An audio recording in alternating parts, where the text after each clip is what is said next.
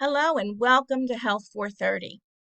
My name is Mickey Yanchevsky, and I'm going to be your instructor as you get the opportunity to apply all of your book knowledge into a real world event. I wanted to share a little bit about myself. I have a master certification, so I'm a master certified health education specialist, which means I have the ability to do master level skills in health education and promotion. I have over 30 years of experience in the field.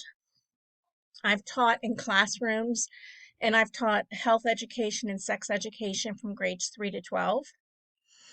I was also the AIDS education prevention facilitator for Baltimore City Schools. And that position was in the 80s when AIDS was just diagnosed. And in that position, I worked with everybody in the city to help prevent the spread of AIDS. So we developed curriculum for grades 3 to 12. We trained teachers, parents, all the employees. And I really loved that job, one of my favorite jobs.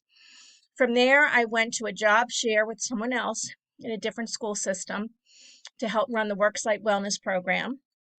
And that worksite wellness program served over 10,000 employees in over 100 locations. That was exciting also. From there, I decided to become an assistant principal because I needed supervisory experience to progress in my career. And so that gave me an opportunity to supervise people. From there, I moved to the Community College of Baltimore County, and I was a program coordinator, and I designed health career trainings that did not need certification, and I oversaw about 5 or 6 programs. From there, I became the director of the program and oversaw over 20 programs with a budget of nearly $2 million. And again, these were programs or trainings that did not require a degree, they just required training. So things like phlebotomy, certified nursing assistant, sleep tech, all of those kind of careers. And finally, I'm back at Towson as a professor. So I feel like I've done a complete circle from beginning of my career to the end. I have both a bachelor's and master's degree in health education and promotion. In the late 80s and 90s, I started a doctoral program at College Park, and my focus was women's health and human sexuality. But in the 90s, I became a single parent, and I could not finish that program. But most recently, I have finished a master's degree in instructional technology and course design, which means I'm trained to develop courses and design courses for online learning. While I have a lot of training in this field, and I do participate in national organizations in their design of courses, I still am very interested in any comments you have about courses, because the goal as a course designer is to create courses online that make it easier for students to learn. So if you have any comments throughout the semester on the way the course is laid out in Blackboard, I'd love to hear them. Personally, I just have 3 things that I like. One is I have a pool in my yard, and I open it usually in late April and keep it open till the end of September. I love swimming. I haven't swam as much as I would like to have this year, but I do love the pool. I like sitting at the pool. I like reading junk novels and floating on my raft. So that's something I really enjoy. I also enjoy, to the far right, anything related to water. So this is a photograph at near Rocky Point, which is near Essex and Back River. And I have that there just to share how much I enjoy anything on the water. Fishing, crabbing, skiing, anything like that. And finally, there's a photograph of me with a bike because I like bike riding. The main reason I like bike riding is you burn a lot of calories when you bike ride. So if I bike ride at 10 to 12 miles an hour for 3 hours, I can eat an extra 1,000 calories. And so that is the main reason I exercise, is because I like to eat.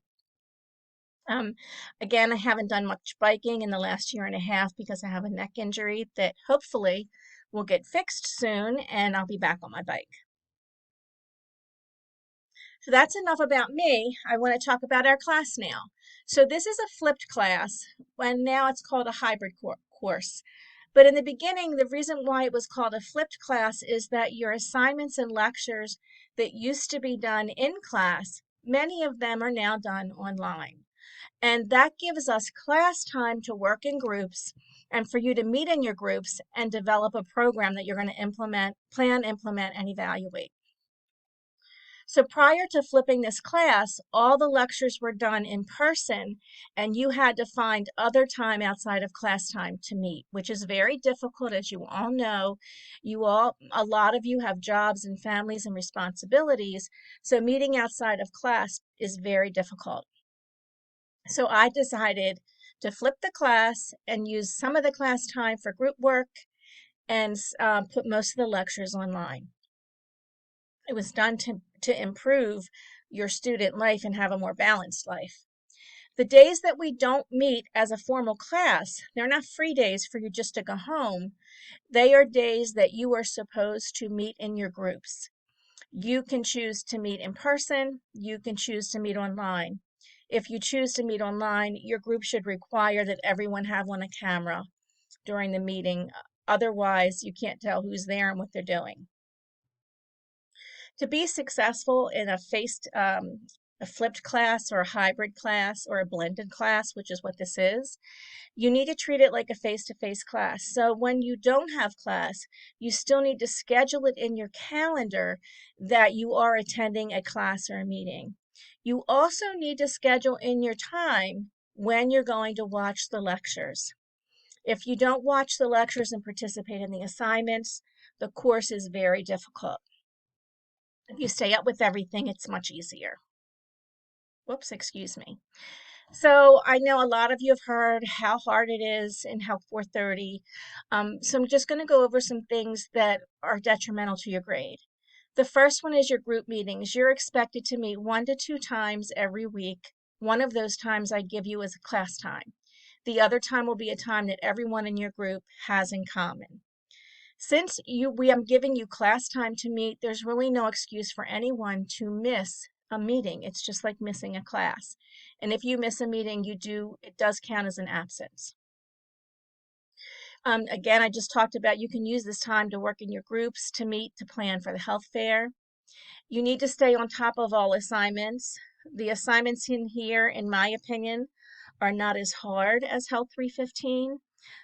But they're still difficult and they're very demanding. Take time to do well. Make sure you don't wait until the last minute to do work.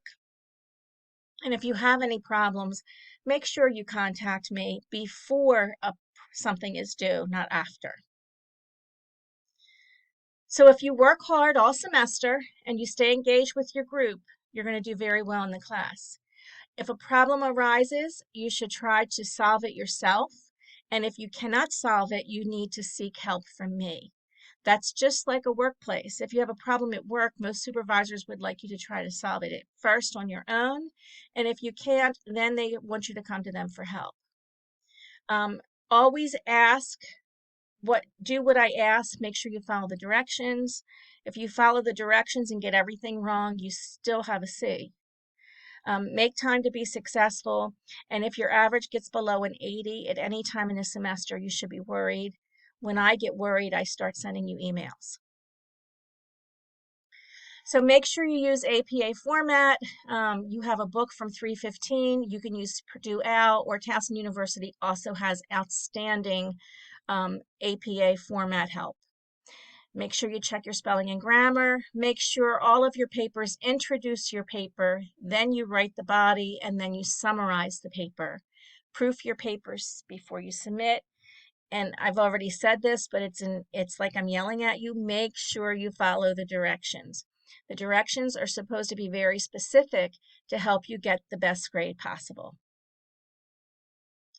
So what you're going to do next is we're going to look at a video on the syllabus and the Blackboard page, just so that everyone understands the expectations in the course and the layout of the page. I look forward to seeing you and working with you this semester.